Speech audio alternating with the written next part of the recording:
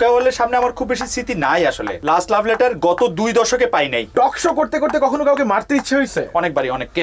আমার মেয়ে হচ্ছে তাকে যদি কখনো ওর মা দেখতে থাকে, তো ও কখনো যদি সামনে যায় এরকম একটা পেজ বানায়।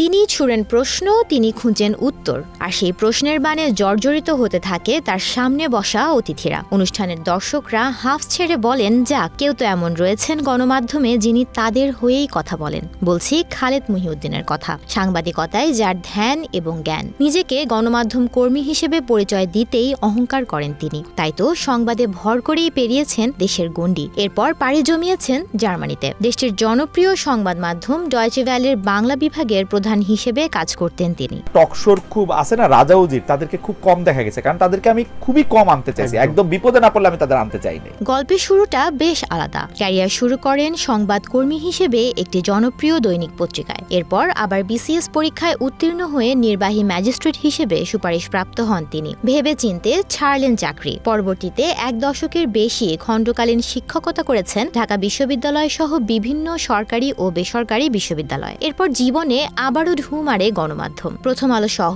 বেশ কয়েকটি জনপ্রিয় পত্রিকায় কাজ দিয়ে আলোচনায় আসেন তিনি। এরপর দেশের সংবাদভিত্তিক বেসরকারি টেলিভিশন চ্যানেল ইন্ডিপেন্ডেন্ট টেলিভিশনে 7 বছর নির্বাহী সম্পাদকের দায়িত্ব পালন করেন। আজকের বাংলাদেশ অনুষ্ঠানটি তাকে পৌঁছে দেয় জনপ্রিয়তার তুঙ্গে।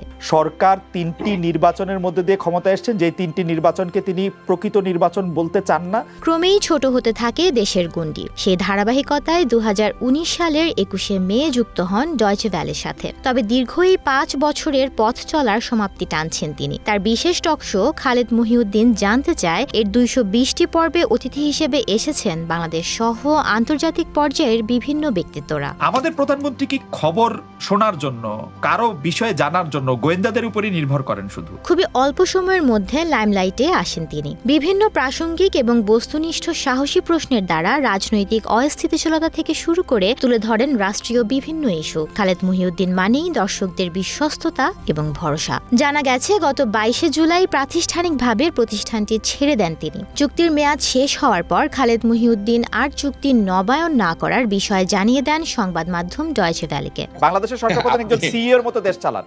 জি সত্যি তুষার ভাই, উন্নত বিশ্ব বাদ থাক, আমাদের দেশেও আমার এরকম কোনো ঘটনা আমার মনে পড়ে না। প্রায় 32 বছর ধরে গণমাধ্যমের সঙ্গে সখ্যতার। ডয়েচে ভ্যালে বাংলা বিভাগের দায়িত্ব ছাড়ার পর পরবর্তীতে আদৌ কোনো গণমাধ্যমে যুক্ত হবেন কিনা সেটি এখনও স্পষ্ট করেননি তিনি। সুমনা মুস্তফা, প্রবাস খবর।